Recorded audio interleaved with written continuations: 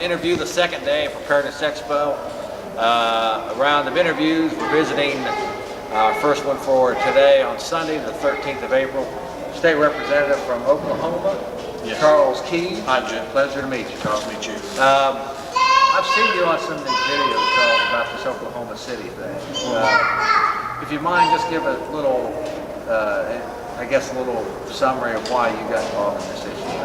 Well, because many of us saw what we believe was a cover-up starting to get underway in Oklahoma City right after the bombing occurred.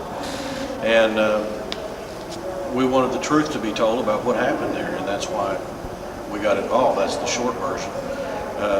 Many of the facts, as they were reported and known in the beginning, started changing, and as time went on, it became clear that they were trying to cover up the John Does that were seen with McVeigh and other information like prior knowledge on the government's part. What? Who's they? Get into a little bit about who's they.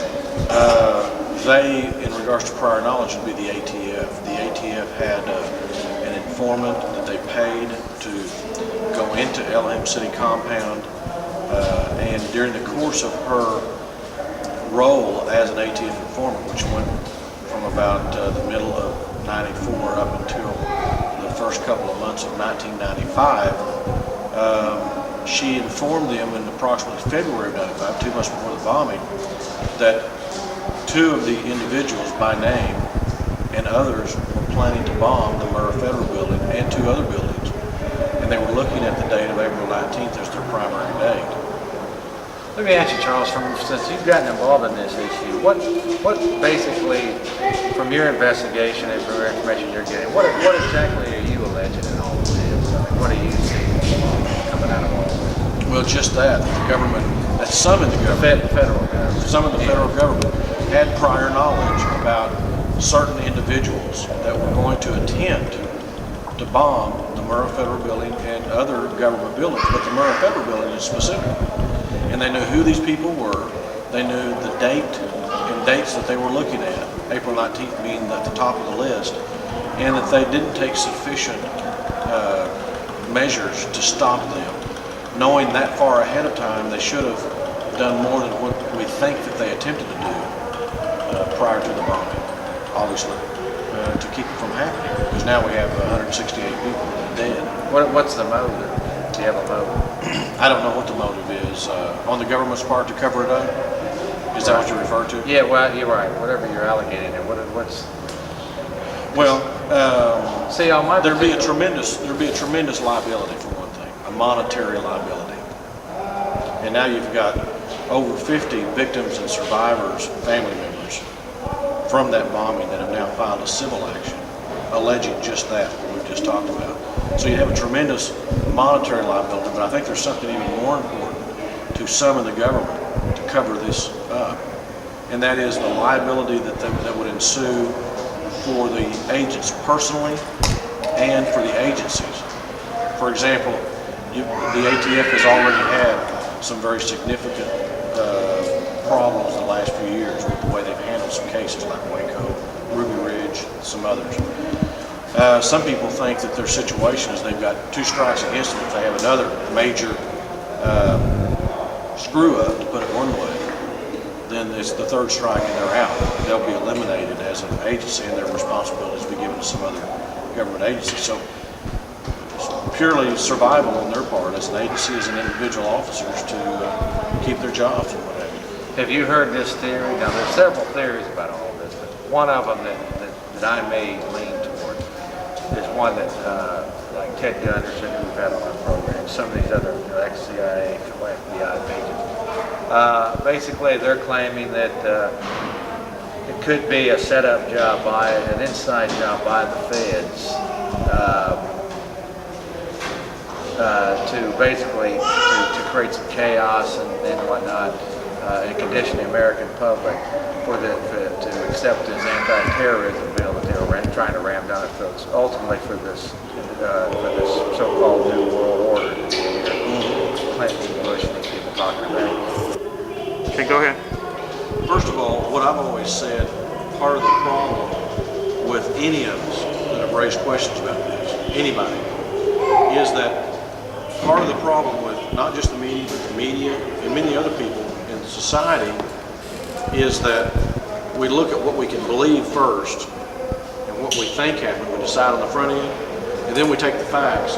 If they don't fit into what we've already predetermined what could or couldn't happen, then we get rid of them. We make excuses for them. We label them. We call it whatever. And I think that's a big mistake. And I've always said and believed that a number of things could have been involved in the bombing. A number of motivations or individuals or other aspects of it that may come out someday in the course of the various investigations that are ongoing. So if there is any reason by some in the government's part to try to be a part of this, to bring about this bombing, I don't have any evidence that would say that, and I've never said that. Okay. But if it proves out someday, I think we need to look at the evidence and pursue it, see if it's legitimate, and then let it tell us the truth. Not decide what the truth is, and then see if the evidence will fit into our pre-designed truth. Because that's the problem we've got right now, is the government decided, here's what happened, and here's what we're going to present about what happened, and we're going to exclude all the rest of this, and that's wrong. Yeah. The That's laws- kind of where you're fighting. You want more. Well, it just ought to be open. I mean, the law needs to apply to government officials, whether it's elected officials like me, or prosecutors, or FBI agents, or judges, or anyone else. It has to mean the same to everyone, to have any meaning at all.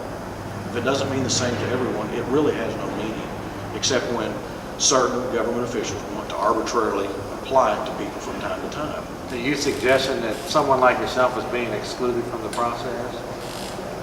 No, I'm not suggesting that. I'm just saying you've got government officials, federal prosecutors and federal FBI agents that have covered up significant aspects of this case. They have covered up the John Doe identities. They have totally excluded every single witness that saw McVeigh with anyone else. If you saw McVeigh and you saw him pull that truck up or do anything else in relation to this bombing and someone else was with him, you have been excluded. And there are over 20 people like that, and they happen to be the very best witnesses.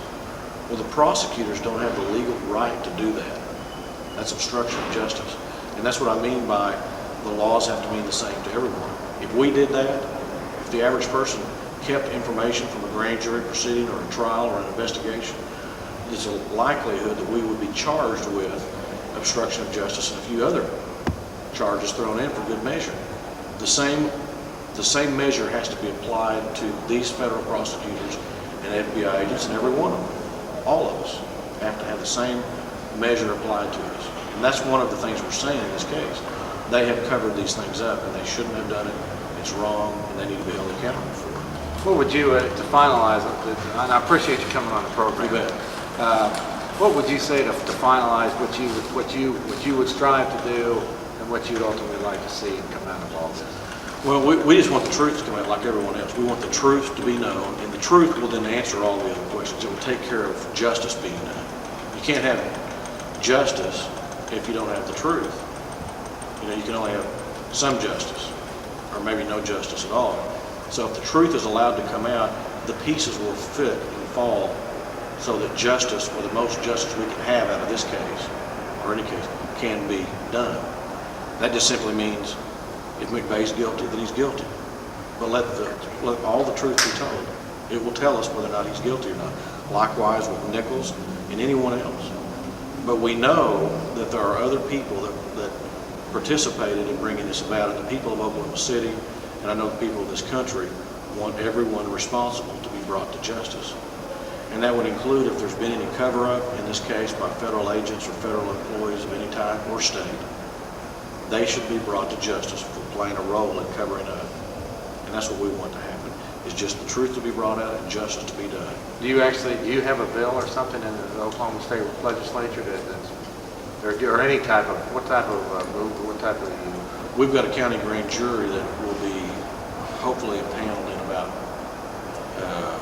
8 weeks or so from now. That will begin the investigation at the state and county level of the Oklahoma City bombing case. And we hope that that's a vehicle for all of this excluded evidence and any other to be brought to. Once again, Charles Key, I Thank appreciate you being on the Appreciate program. it. Thank you. I love Mike Hanson Archives. Get ready to